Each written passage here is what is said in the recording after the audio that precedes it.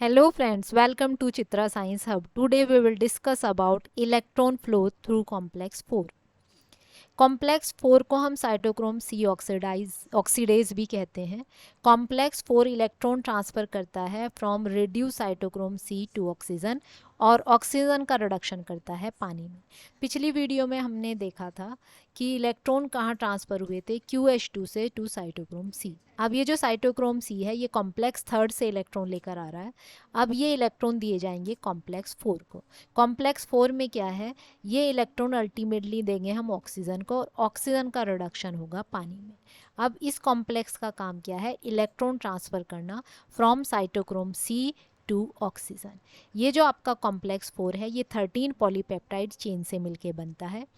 इसके अंदर 2 heme group है, heme A and heme A3, और 3 कॉपर एटम है जो अरेंज है 2 सेंटर में। एक को हमने डेजिग्नेशन दिया कॉपर ए, दूसरे को डेजिग्नेशन दिया कॉपर बी। कॉपर ए के अंदर 2 कॉपर एटम्स हैं जो 2 सिस्टीन रेसिड्यू से जुड़े हुए हैं।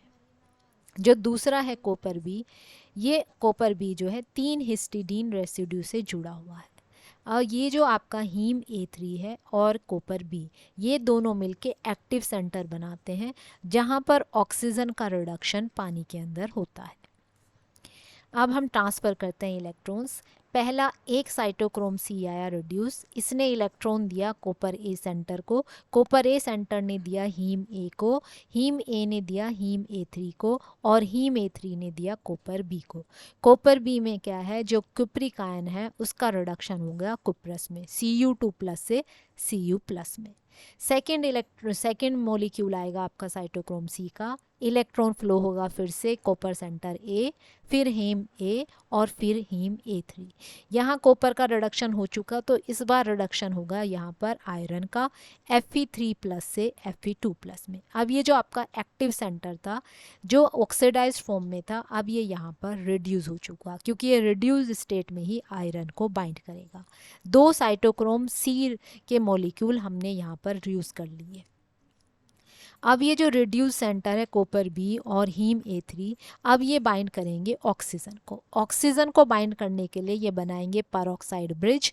परऑक्साइड ब्रिज बनाने के लिए ऑक्सीजन एक इलेक्ट्रॉन लेगी यहाँ से हीम A3 से और एक इलेक्ट्रॉन लेगी यहाँ से कॉपर से। तो ये वापस अपनी ऑक्सीडाइज स्टेट में आ जाएंगे, यहाँ पर आयरन और यहाँ पर कॉपर, क्योंकि दोनों ने एक एक इलेक्ट्रॉन डोनेट कर दिए। अब इसके बाद ऑक्सीजन का रिडक्शन होगा, तो ये जो परऑक्साइड ब्रिज है इसे तोड़ेंगे हम और एक एक इलेक्ट्रॉन एक एक ऑक्सीजन की ज़रूरत पड़ेगी इस ऑक्सीजन के रिडक्शन के लिए। तो पहले ये जो हीम A3 है इसे हमने एक इलेक्ट्रॉन दिया। एक इलेक्ट्रॉन कौन देगा, साइटोक्रोम सी, और प्रोटॉन कहाँ से आएंगे, मैट्रिक्स से।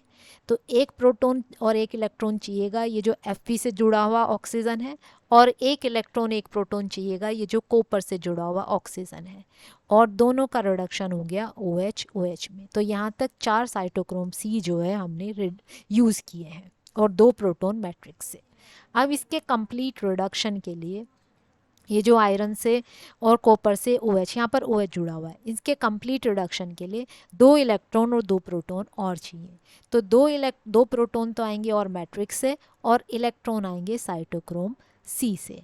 तो 4 प्रोटॉन जो है हमने यहाँ मैट्रिक्स से लिए हैं एक मॉलिक्यूल ऑक्सीजन का रिडक्शन पानी में करने के लिए। तो एक मॉलिक्यूल ऑफ ऑक्सीजन का रिडक्शन 2 वाटर के मॉलिक्यूल में होगा, और 4 प्रोटॉन हमने यहाँ मैट्रिक्स से लिए हैं। ये जो 4 प्रोटॉन हमने यहाँ मैट्रिक्स से लिए हैं ऑक्सीजन के रिडक्शन के लिए, इन्हें हम केमिकल प्रोटॉन्स कहते हैं, क्योंकि यहाँ पर ये केमिकल रिएक्शन में पार्टिसिपेट कर रहे हैं। अब ये जो रिएक्शन इस कॉम्प्लेक्स में होती है, इस कॉम्प्लेक्स के दौरान 4 प्रोटॉन पंप होते हैं to the outer side, matrix से इंटर मेम्ब्रेन स्पेस के तरफ। ये किस मैकेनिज्म से होते हैं इस पर अभी स्टडी चल रही है।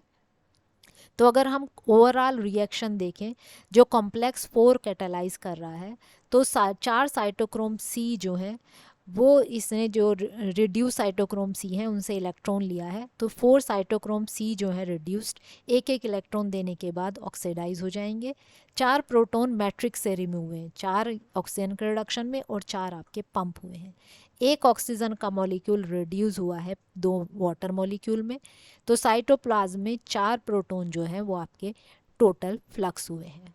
तो एक ऑक्सीजन का मॉलिक्यूल अगर रिड्यूस करते हैं पानी में तो 4 प्रोटॉन बाहर फ्लक्स होंगे।